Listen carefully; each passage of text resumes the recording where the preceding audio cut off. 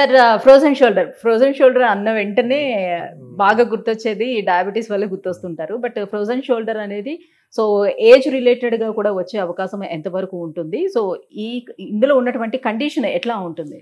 So frozen shoulder అంటే మన shoulder joint చూసుకున్నట్టయితే ఇక్కడ మెయిన్గా ఇంపార్టెంట్గా 4 మజిల్స్ ఉంటాయి. They are called rotator cuff muscles. జనరల్గా షోల్డర్ని కంప్లీట్గా ఇట్లా రొటేట్ చేయగలుగుతాం కాబట్టి దీన్ని రొటేటర్ కఫ్ మజిల్స్ అంటారు. ఒక 4 మజిల్స్ ఉంటాయండి.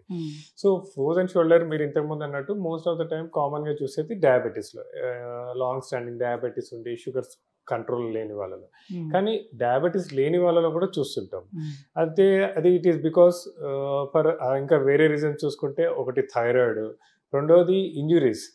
అంటే ఈ రొటేటర్ కఫ్ మజిల్స్ ఏ రీజన్ వల్ల అయినా ఇంజురీస్ అయినప్పుడు, అంటే ఇంజురీస్ అంటే మళ్ళీ మనకి 2 రకాలు ఉంటాయండి. అంటే స్పోర్ట్స్ ఇంజురీస్ అంటే అలవాటు లేకుండా సడన్లో వెళ్ళి షటిల్ ఆడటం కానీ, క్రికెట్ ఆడినప్పుడు కానీ, ఆర్ బౌలింగ్ చేస్తున్నట్టు అంటే సరిగ్గా వార్మప్ లేకుండా ఏదైనా షోల్డర్ జాయింట్ మీద స్ట్రెయిన్ పడే యాక్టివిటీ చేసిన, ఆర్ ఇంకొకటి ఏంటంటే ఇంట్లో ఫంక్షన్స్ అవుతున్నప్పుడు సడన్లో హెవీ వెయిట్స్ లిఫ్ట్ చేయడము, సిలిండర్ లిఫ్ట్ చేయడము, ఒక 20 litres can over the head lift చేసినప్పుడు కానీ, అలవాటు లేకుండా ట్రైనర్ లేకుండా జిమ్లో వెళ్ళి సడన్లో హెవీ వెయిట్స్ లిఫ్ట్ చేసినప్పుడు ఈ మజిల్స్ ఏదైనా ఒకటి పాక్షికంగా దెబ్బతింటే, అంటే పార్షియల్ టేర్స్,